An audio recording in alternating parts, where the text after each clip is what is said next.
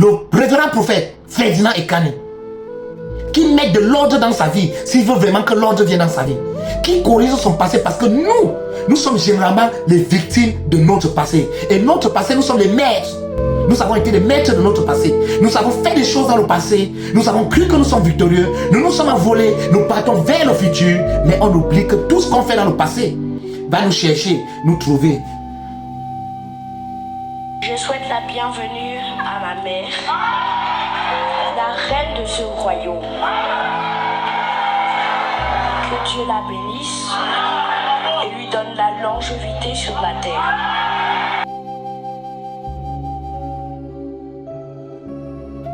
Il faut aller chercher ta première femme. Tu lui demandes les excuses. C'est un homme de Dieu qui parle. Va chercher tes enfants que tu as abandonnés. Tu leur demandes les excuses. Tu vas voir, il y aura un changement dans ta vie. Lorsqu'il répudie cette femme, est-ce qu'il a pensé à tous les fidèles de son église? Est-ce qu'il a pensé à la sensibilité de cette femme? Est-ce que vous savez qu'il y a des personnes aujourd'hui qui ne parlent plus à l'église du réveil juste à cause de certaines choses que certains pasteurs ont fait?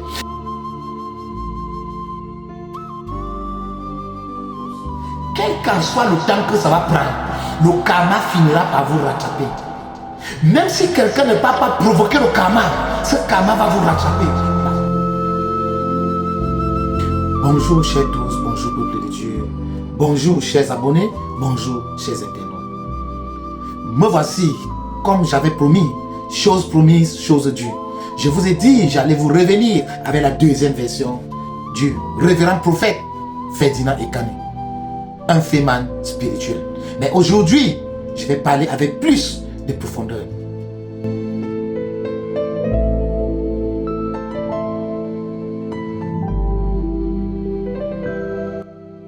Chers abonnés, chers téléspectateurs, chers internautes, je viens en ce jour pour la deuxième partie du topo, la deuxième partie de notre série, le révérend prophète Ferdinand Ekane.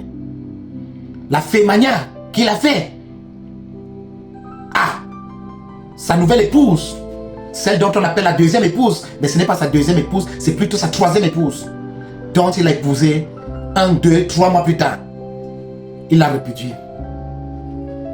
Je viens en ce jour vous donner un petit détail, vous donner des petits détails, une petite biographie du révérend prophète Ferdinand Ekane. Nous voulons savoir qui est-ce que le révérend prophète Ekane est et quelles sont les circonstances de ce qui se passe. Qu'est-ce qui a provoqué tout ce qui se passe? Pourquoi est-ce qu'il peut épouser une femme 3 mois plus tard, il se retrouve à répudier la femme? Est-ce que cette femme est malade comme il dit? Ou bien c'est lui-même qui est vraiment malade, mais il ne le sait pas? Avant de vous donner les détails sur tout cela, j'aimerais qu'on passe à une biographie ministérielle du prophète, du révérend prophète Ekane Ferdinand.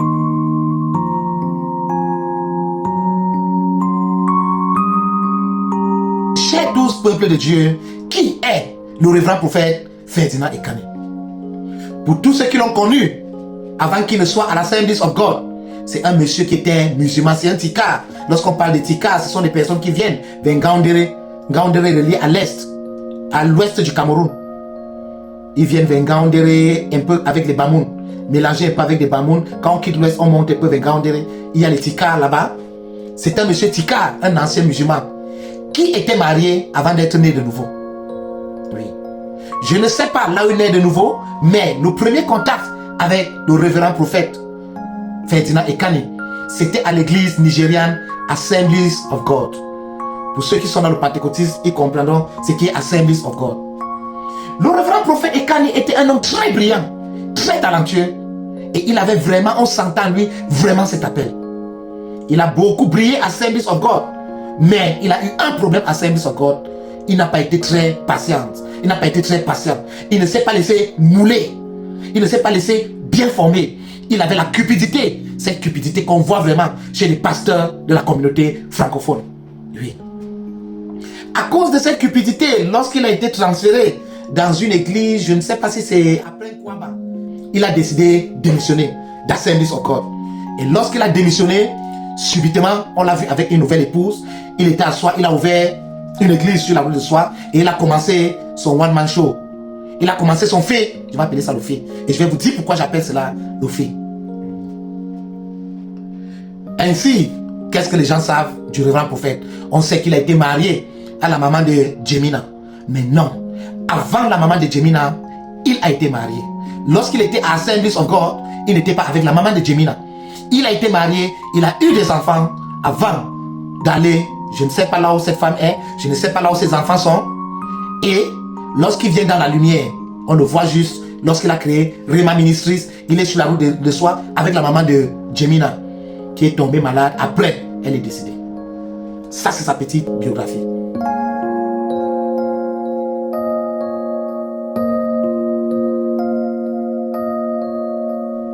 Maintenant, nous savons tous, lorsqu'il est allé pendant ses voyages en Europe, en France, il a rencontré Alexandre. Ce n'était pas la première qu'il a rencontré, il en a rencontré certains. Mais Alexandre, la franco-centrafricaine, avait vraiment ce que lui voulait. Je ne peux pas dire honnêtement ce qu'il a trouvé chez cette dame. D'autres disent qu'il a trouvé cette dame comme un bon sacrifice. Qu'il voulait sacrifier cette dame, c'est ce que certains disent. Mais moi, je vais vous dire ce que j'appréhende. Oui. Avant de vous parler de Alexandre ou Alexandra, je vous parlerai d'abord de son ancien mariage. Il a épousé cette femme. Ils ont eu un enfant. Cette femme a été longtemps malade du cancer. Comme les gens disent, les gens de son ministère disent, de cancer. Elle a été longtemps malade. Et puis lorsqu'il est décédé, il l'a enterré dans une maison, dans sa concession, sur la route de Soie. La maison de prière, c'est là où il a enterré la dame. Un peu comme les Bamlékés enterrent dans la maison des crânes. C'est ce qu'il a fait. Oui, donc ce n'est pas différent des Bamlékés. Je pense qu'il s'est inspiré de ces racines Tikar. Parce que les Tikar en sont des Bamlékés. Oui, ils sont des Bamlékés. Il a fait, il a beaucoup prospéré, il a beaucoup d'argent. Ses activités religieuses donnent, son fait donne. À une époque, je ne sais pas qui est son père spirituel, mais c'est qu'à une époque, il a été le fidèle d'un certain monsieur au Nigeria, Kosi Boateng. Oui, il a été avec Kosi Boateng, puisque je connaissais un peu cette relation. Et je sais qui Kosi Boateng est. C'est un peu des gourous qui donnent de pouvoir à certains pasteurs au Cameroun. Lorsqu'il est allé en France, il était à Lille, dans l'église d'un autre pasteur que je ne connais pas. Il a fait la rencontre de Alexandra. Cette rencontre qui s'est soldée par un mariage et un divorce qui a étonné tout le monde. Nous, normalement, les gens de dehors, on ne saurait parler de ce mariage. On n'allait même pas parler de cela. S'il ne venait pas y porter ses deux pieds, il s'asseyait devant sa caméra, il parlait de cette femme, il vilipendait cette femme sur des réseaux sociaux. C'est parce qu'il a vilipendé cette femme sur des réseaux sociaux, l'accusant qu'elle est malade, que cela a vexé tout le monde. Tout le monde qui est conscient, tout le monde qui a le sens de bonté a été vexé par cette affaire. Puisque on ne comprend pas comment un homme qui se dit homme de Dieu, je ne suis pas là pour dire qu'il soit homme de Dieu ou pas, mais je suis là pour élucider le fait, le faux qu'il fait dans son ministère. Je suis là pour montrer les manquements qu'il a eu. Je suis là pour montrer la contradiction. Je ne suis pas là pour juger son appel ou quoi que ce soit. Je n'ai pas la capacité de juger l'appel. Je peux juste parler de ses dons ministériels tels que Dieu m'a révélé. Oui. Ce qui nous vexe, ce qui nous énerve, ce qui nous touche, c'est cette injustice. Tu ne peux pas aller, tu caches la vie d'une femme. Tu ne peux pas aller, tu prends une femme de son église. Elle a des problèmes avec son pasteur, elle a des problèmes avec sa famille, sa maman, sa mère, son père. La famille de sa mère, son père. Tu peux pas payer la dot chez les grands-parents, tu fais, elle quitte son travail et tout. De la France, tu l'amènes au Cameroun et tu la répudies, soi-disant qu'elle est malade. Acceptons, admettons qu'elle est malade. Mais, si Dieu t'a dit d'aller épouser une femme qui est entre parenthèses malade, ça veut dire que Dieu, en toi, aura la solution pour cette maladie. Si c'est Dieu qui t'a dit Voilà ta femme Alexandrie, quelle que soit la maladie que cette dame a, que ce soit la maladie que cette dernière a, ça veut dire simplement que tu as la solution à cela. C'est pour ça que Dieu t'a fait l'épouser. N'oublions pas qu'il y a un prophète. Dieu l'a envoyé aller épouser une prostituée. C'est parce que Dieu avait une solution pour la prostituée à travers ce prophète. Même les 12 espions qui sont allés à Jéricho, ils ont logé chez une prostituée. Donc Dieu utilise qui il veut. Dieu peut utiliser une prostituée, Dieu peut utiliser une menteuse, entre guillemets. Oui, entre guillemets. Il dit qu'Alexandra était menteuse, mais je sais que des informations se donnent au fur et à mesure. Elle pouvait même être malade, sans pour autant savoir qu'elle est malade. Et ce n'est pas tout le monde. Se marier à cette relation et aller très vite. Je vais vous assurer, c'est aller très vite. Et ce n'est pas en un jour qu'on se lève, on raconte tous ses problèmes à quelqu'un. Ce n'est pas en un jour on se lève, on raconte tous ses déboires à quelqu'un. Chacun a un passé. Mais lorsque Dieu te dit, si c'est Dieu qui t'a vraiment dit que va épouser cette fille, tu n'aurais pas dû divorcer cette fille. Ce n'est pas normal. Tu n'aurais pas dû divorcer cette fille. C'est ça qui nous énerve.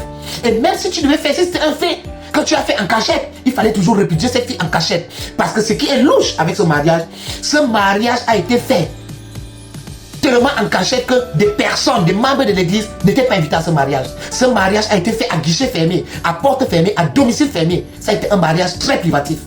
C'était fait de manière très privée. Même les membres de l'église n'ont pas eu le temps de digérer cela. Parce que dans l'église, j'en connais des membres qui ont été ses copines. J'en connais. Je suis sur les réseaux sociaux. Je suis un pasteur sur les réseaux sociaux. J'ai eu à recevoir deux personnes ici en Europe qui sont dans l'église, par téléphone. Des gens me voient pour interpréter des rêves, parce que j'ai un don pour interpréter des rêves. Plusieurs fois, les gens m'ont vu. Parmi ces gens, 2 personnes viennent de Rema Ministry.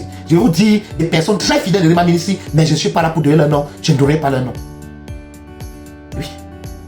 On fait des rêves sur le prophète. Je ne suis pas là pour ça. Mais je suis là pour élucider le plan machiavélique du prophète Ferdinand Ekane. Ce plan qui nous désole, qui nous déçoit nous tous.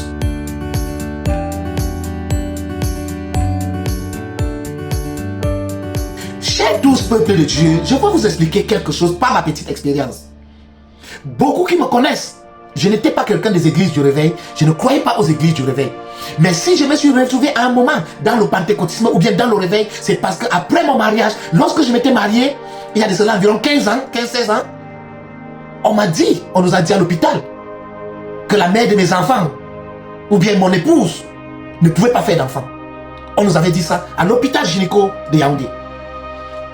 Et dans les recherches, dans mes marches, je suis allé, j'ai vu beaucoup de personnes. J'ai fait la route d'Akonolinga longtemps pour voir les mamans qui écrasent des remèdes pour que les femmes conçoivent. Aucune n'a pu faire concevoir mon épouse à l'époque. Je suis allé à l'hôpital. J'étais à Douala. Il y a un gynécologue qui était là, le docteur Gouet à l'époque. J'étais allé là-bas. Je voulais voir un gynécologue pour qu'on puisse nous faire l'insémination. Mais on m'avait dit que c'est très tôt.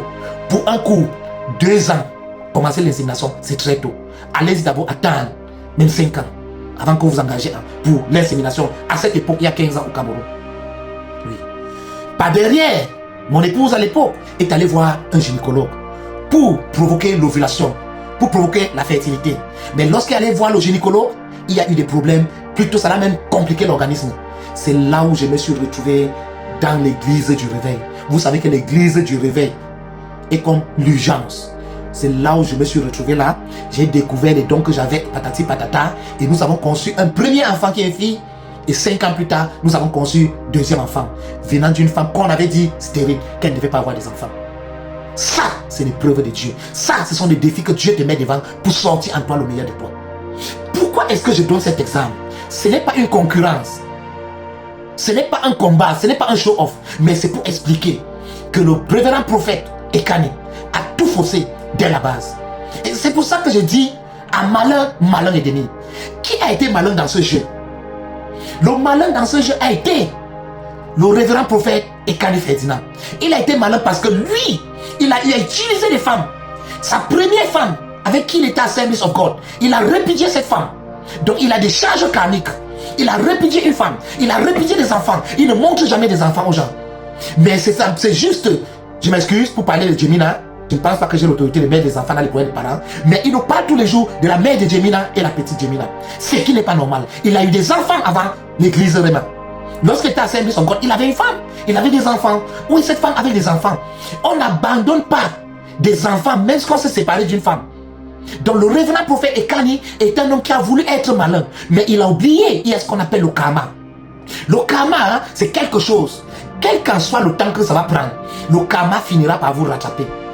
Même si quelqu'un ne peut pas provoquer le karma, ce karma va vous rattraper. Parce que je connais la force des enfants. Je connais la puissance des enfants. Surtout des enfants abandonnés.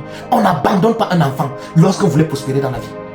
Nos parents à l'époque au village n'abandonnaient jamais les enfants. Ils acceptaient tous les enfants. Même les enfants que les mamans, nos mamans à l'époque portaient même dehors, ils amenaient. Nos papas acceptaient ça.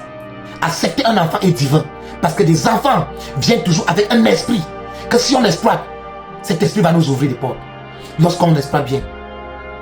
Le révérend prophète a abandonné cette femme, a abandonné ses enfants. Il nous a montré une seule femme, la maman de Jemina, qui est normalement sa seconde femme. Et même lorsque celle-là meurt, il utilise toujours sa malhonnêteté. Il promet le mariage au flanc de son église. Même en France, avant Alexandra, il parlait de mariage avec une autre dame. Je ne veux pas juste appeler le nom. J'ai tous les contacts. Il parlait de mariage à une autre dame. Mais lorsqu'il a vu Alexandra, Alexandra avait peut-être le profil matériel physique qu'il voulait. Nous avons vu Alexandra, c'est une très belle femme. Je vous assure. C'est une très belle femme. C'est une très charmante femme. Et c'est une fille très intelligente. Lorsque je vois la face de quelqu'un, je peux comprendre son niveau d'intelligence. Rien que par le regard. Je suis sapiosexuel. C'est une femme intelligente. Mais très réservée.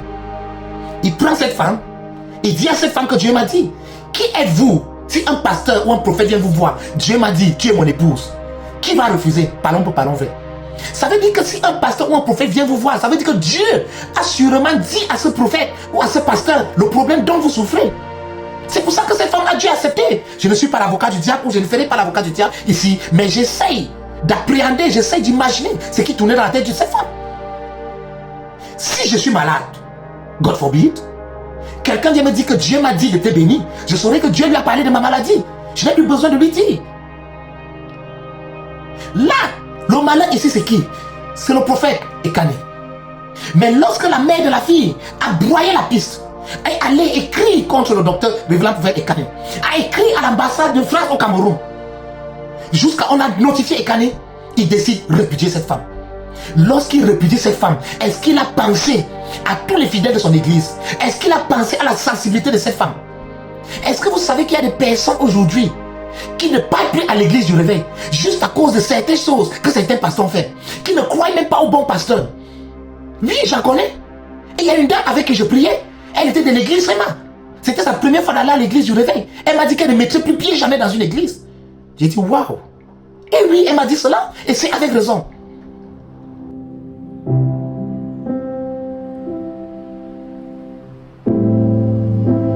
Chers pasteurs, chers prophètes des églises du réveil, lorsqu'on se dit pasteur, lorsqu'on se dit prophète, évitons de faire certaines choses en public. Parce que des choses qu'on fait aujourd'hui, ça va salir la croyance. Ça va salir, ternir l'image, même des autres pasteurs qui sont des collègues. Et même vos brebis, que vous dites brebis, il y a des choses que vous allez faire. Ça va refroidir, ça va les refroidir parce qu'ils ne sont pas assez matures. Ils ne savent même pas qu'est-ce qu'une église. Ils ne savent même pas. Ils ne savent même pas qu'est-ce que le pastorat. Ils ne savent pas. Le simple fait qu'ils croient en cela, cela leur fait du bien. Ne soyons pas cette pierre d'achoppement. Ne soyons pas cette pierre qui va faire tomber les fidèles. Ce n'est pas gentil. C'est pour ça que je dis, le révérend prophète Ferdinand Ekani, qui met de l'ordre dans sa vie, s'il veut vraiment que l'ordre vienne dans sa vie, qui corrige son passé, parce que nous sommes généralement les victimes de notre passé. Et notre passé, nous sommes les maîtres. Nous avons été les maîtres de notre passé. Nous avons fait des choses dans le passé. Nous avons cru que nous sommes victorieux. Nous nous sommes envolés. Nous partons vers le futur. Mais on oublie que tout ce qu'on fait dans le passé va nous chercher, nous trouver. Le mal que nous faisons prend l'ascenseur, mais le karma prend tous les escaliers. Je vous assure.